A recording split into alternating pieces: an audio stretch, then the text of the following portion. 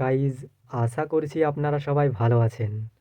SIR form fill up নিয়ে চিন্তিত রয়েছেন যে এসআইআর ফর্ম কিভাবে ফিল আপ করবেন, 2002 সালের ডিটেলস কিভাবে কি দিবেন। তাহলে এই ভিডিওটি আপনাদের জন্য।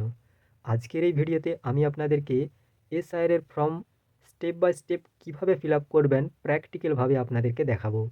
দেখুন, আমার কাছে 2002 সালের একটি ভোটার লিস্ট রয়েছে এবং একজন ব্যক্তির একটি এসআইআর ফর্ম রয়েছে। তো ফর্মের কিছু অংশ রয়েছে। দেখুন, ফার্স্ট পোর্শানে এখানেতে আপনার ভোটার কার্ড অনুযায়ী ফুল ডিটেলস দেওয়া থাকবে। তার সাইটে কিউআর কোড পাবেন। এর সাইটে হালকা একটি ফটো আপনার পাবেন। এর সাইটে দেখুন সাম্প্রতিক ফটো সাটুন। এই জায়গায় আপনাকে একটি পাসপোর্ট সাইজ ফটো দিতে হবে।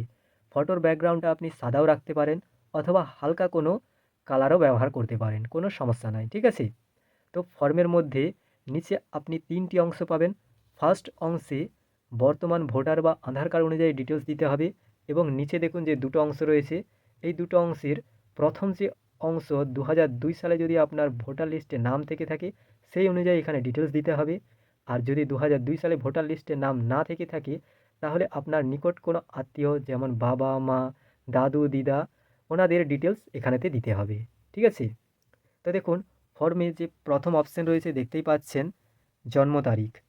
তো বর্তমান ভোটার বা আধার কার্ডের যে জন্ম তারিখ রয়েছে সেটি এখানে দিয়ে দিবেন। এরপরে দেখুন আধার নাম্বার, আপনার আধার কার্ডের নাম্বার এখানে দিয়ে দিবেন।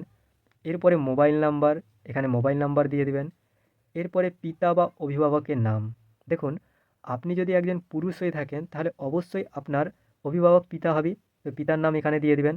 আর যদি আপনি একজন মহিলা হয়ে থাকেন এবং আপনার যদি বিবাহ হয়েও থেকে থাকে তাহলে আপনি কিন্তু পিতার অপশানটি সিলেক্ট করে পিতার নাম এখানেতে দিবেন, কেননা নিচে স্বামীর নাম দেওয়ার অপশন রয়েছে, ঠিক আছে?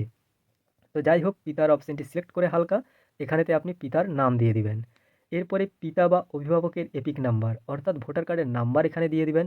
যদি থাকে দিয়ে দিবেন ভোটার কার্ড, আর যদি না থেকে থাকে, হয়তো অনেক দিন আগে মারা গিয়েছে ভোটার কার্ড আর নাই, তাহলে দেওয়ার কোনো প্রয়োজন নাই, ঠিক আছে? এখানে লেখাই আছে যদি থাকে, না থাকলে দেওয়ার প্রয়োজন নাই। এরপরে মায়ের নাম, এখানে মায়ের নাম দিয়ে দিবেন। এরপরে মায়ের এপিক নাম্বার যদি থেকে থাকে দিবেন, না হলে দেওয়ার প্রয়োজন নাই। এরপরে দেখুন স্বামী বা স্ত্রীর নাম, আপনি যদি স্ত্রী হয়ে থাকেন তাহলে স্বামীর অপশনটি সিলেক্ট করবেন, এখানে স্বামীর নাম দিয়ে দিবেন। আর যদি স্বামী হয়ে থাকেন মানে পুরুষ হয়ে থাকেন তাহলে স্ত্রীর নাম দিয়ে দিবেন। এরপরে নিচে দেখুন স্বামী বা স্ত্রীর এপিক নাম্বার যদি থাকে তাহলে এখানেতে ভোটার কার্ডের নাম্বারটি দিয়ে দিবেন। এরপরে দেখুন আগেই বলেছি দুটো অপশন রয়েছে। ফার্স্ট অপশন, যদি 2002 সালের ভোটার লিস্টে নাম থেকে থাকে সেই অনুযায়ী আপনাকে এখানে ডিটেলস দিতে হবে। তো এখানেতে দেখুন নির্বাচকের নাম রয়েছে, এখানেতে কোন নাম দিবেন? আপনার নামই দিতে হবে যদি 2002 সালের ভোটার লিস্টে নাম থেকে থাকে। কী হিসেবে দিবেন? দেখুন 2002 সালের ভোটার লিস্টে আপনার নাম আগে খুঁজবেন। নাম খোঁজার পরে যেমন সাপোজ হিসেবে ধরুন এই যে একটি নাম, তো 2002 সালের ভোটার লিস্টে যে নাম থাকবে সেই নামটিই কিন্তু এখানেতে আপনাকে দিতে হবে। আপনি ভাবছেন যে বর্তমানে যে নাম রয়েছে সেটার সঙ্গে মিল খাচ্ছে না, আগেরটা ভুল রয়েছে, তো ভুলটাই থাকুক সেই ভুলটাই আপনি এখানে দিবেন, ঠিক আছে? যদি আপনার বানানো ভুল থেকে থাকে কোনো সমস্যা নাই, সেই নামটাই দিবেন 2002 সালের ভোটার লিস্টে যেই নাম থাকবে, ঠিক আছে? এরপরে দেখুন এপিক নাম্বার, 2002 সালের ভোটার লিস্টে আপনার নামের সোজাসুজি দেখবেন যে এইখানেতে একেবারে শেষে ভোটার কার্ডের নাম্বার পেয়ে যাবেন, এপিক নাম্বার, সেটি এখানেতে আপনাকে দিয়ে দিতে হবে।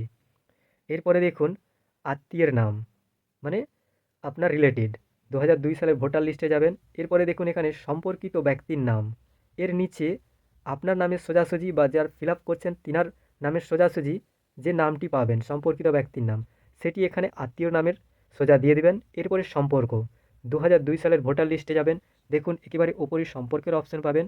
তো তিনার সোজাসুজি বা আপনার নামের সোজাসুজি যে সম্পর্ক থাকবে, দেখুন এখানে পিতা লেখা রয়েছে, কারো স্বামী থেকে থাকতে পারে, তো সেটি এখানে আপনাকে সম্পর্কের জায়গায় দিতে হবে। এরপরে জেলা, দেখুন 2002 সালে আপনার যে জেলাটি ছিল সেই জেলাটিই কিন্তু আপনাকে দিতে হবে, কেননা অনেক মহিলার বিবাহ হয়ে যাওয়ার পরে তিনারা চলে যায় অন্য জায়গা, সেখানে হয়তো তিনি ভোট দিয়েছিলেন তিনার বাবার বাড়িতে, তো সেক্ষেত্রে সেই জেলাটাই কিন্তু এখানেতে দিতে হবে। বা ধরুন বর্তমানে অনেক জেলা ভেঙেই দুটো জেলা হয়েছে, তো সেক্ষেত্রে আগে যে জেলা ছিল সেই জেলাটি কিন্তু এখানে আপনাকে দিতে হবে, এটি মনে রাখবেন, ঠিক আছে? কেননা 2002 সালের ডিটেলস এখানে দেওয়া হচ্ছে। এরপরে রাজ্যের নাম অবশ্যই পশ্চিমবঙ্গ হবে। এরপরে দেখুন বিধানসভা ক্ষেত্রের নাম, এইখানেতে বিধানসভা ক্ষেত্রের নাম কোথায় পাবেন? দেখুন বিধানসভা ক্ষেত্রের নাম বাম দিকে একেবারে ওপরে এই যে পোর্শনে আপনারা দেখতে পেয়ে যাবেন বিধানসভা ক্ষেত্রের নাম, সেটি এখানে আপনাকে দিতে হবে। এরপরে বিধানসভা ক্ষেত্রের নাম্বার, এখানে নাম্বারটি দিতে হবে। কোথায় পাবেন? দেখুন একেবারে বাম দিকে ওপরে এই যে বিধানসভার নামের সাইডে এই যে দেখতে পাচ্ছেন, এটি হচ্ছে বিধানসভা ক্ষেত্রের নাম্বার, এটি এখানে আপনাকে দিতে হবে। এরপরে দেখুন অংশ নাম্বার, 2002 সালের ভোটার লিস্টেই দেখুন অংশ পেয়ে যাবেন, অংশ নাম্বার ডান দিকে ওপরে দেখতে পাচ্ছেন এইটি, এটি এখানে দিতে হবে। এরপরে ক্রমিক সংখ্যা, ক্রমিক সংখ্যা এখানেতে কী দিবেন? 2002 সালের ভোটার লিস্টে যাবেন, আপনার নামের পাশে বাম দিকে দেখতে পাচ্ছেন এরকম নাম্বার পাবেন, ক্রমিক নাম্বার ওপরে লেখা থাকবে। তো এই যে ক্রমিক নাম্বার, এটি আপনাকে এখানেতে দিতে হবে। তো এইভাবে আপনি এসআইআরের ফর্ম ফিল আপ করতে পারবেন।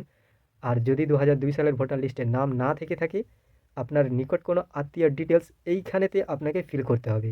যেমনটা এইখানে ফিল আপ করলেন, সেম টু সেম একইভাবে তথ্য এখানেতেও ফিল আপ করতে হবে। তো গাইজ, আশা করছি এই ভিডিওটি আপনাদের কাছে কিছুটা হলেও সাহায্যকারী হবে। যদি সাহায্যকারী হয়ে থাকে অবশ্যই ভিডিওটিকে লাইক করবেন, আপনার বন্ধু বা আত্মীয়দের সঙ্গে শেয়ার করে দেবেন যাতে তারাও সাহায্য পেতে পারে। Thanks for watching.